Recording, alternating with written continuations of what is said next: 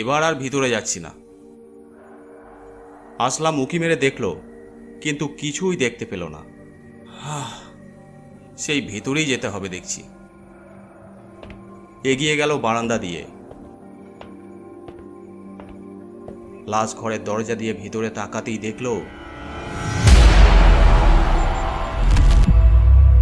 কেউ একজন লাশ কাটা ঘরের লকার খুলে লাশের সাথে কিছু একটা করছে, যেন খাচ্ছে। এই কে কে তুমি?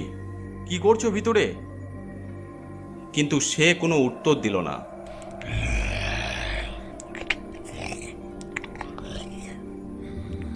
আবার অন্য লকার খুলতে গেল।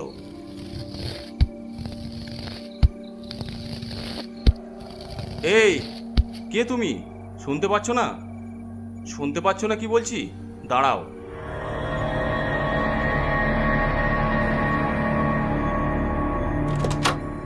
তখনই আসলাম দরজা খুলে ভিতরে ঢুকে পড়ল।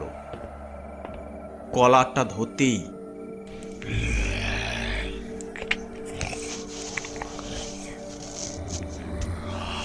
সে আসলামের দিকে তাকালো। আসলাম দেখল এটা আর কেউ নয়, সেই ভয়ঙ্কর বিভৎস লাশটা, যেটা সে একটু আগে দরজা দিয়ে দেখেছিল। এ কি করে সম্ভব? সে হাসতে হাসতে আসলামের দিকে যেতে লাগলো।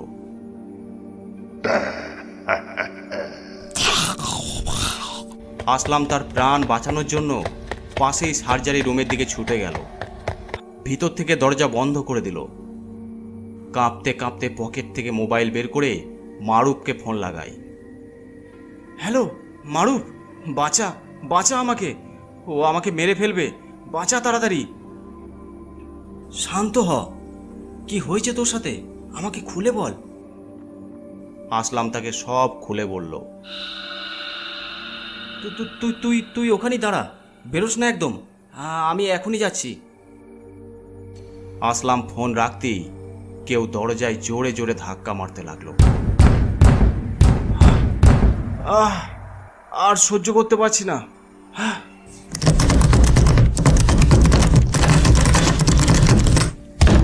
আসলাম দুহাত দিয়ে তার কান চেপে ধরল। পিছনে কারো হাসির শব্দ এলো। আসলাম আস্তে আস্তে পিছন ফিরে দেখে তার ঠিক পিছনে সেই ভয়ঙ্কর লাশটা বসে আছে। এ কি করে সম্ভব? বাঁচাও বাঁচাও আমাকে। আসলাম তাড়াতাড়ি দরজা খুলে ছুটতে লাগলো। এবার সে যা দেখলো তাতে তার হৃৎপিণ্ড বন্ধ হয়ে যাবার জোগাড়। লকারের ভিতর থেকে সব ডেড বডি বাইরে বেরিয়ে এসেছে। আমাকে যেতে দাও, আমাকে যেতে দাও, এখান থেকে আমাকে যেতে দাও দয়া করে।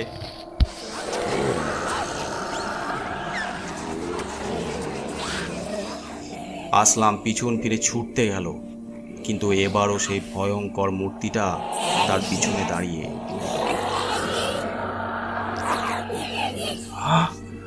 ছেড়ে দাও আমাকে, বাঁচাও বাঁচাও।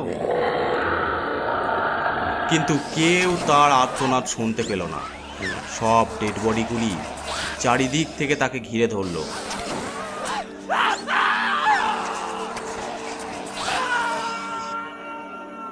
আসলামের বন্ধু বাইক নিয়ে সেই লাশ ঘরের সামনে এসে পৌঁছায়।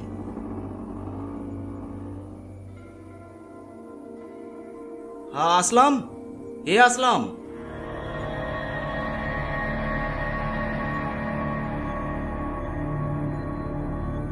ভিতরে ঢুকতেই দেখলো বারান্দায় অনেক কজন লোক গোল হয়ে দাঁড়িয়ে আছে।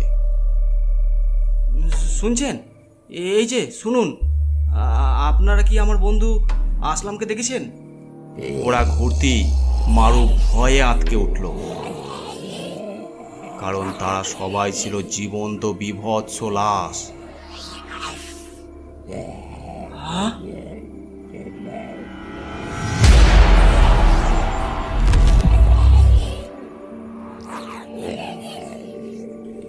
তারা এগিয়ে আসতেই দেখে আসলামের ক্ষত বিক্ষত লাশ ওখানেই নিচেতে পড়ে আছে। আহ, আহ, আহ।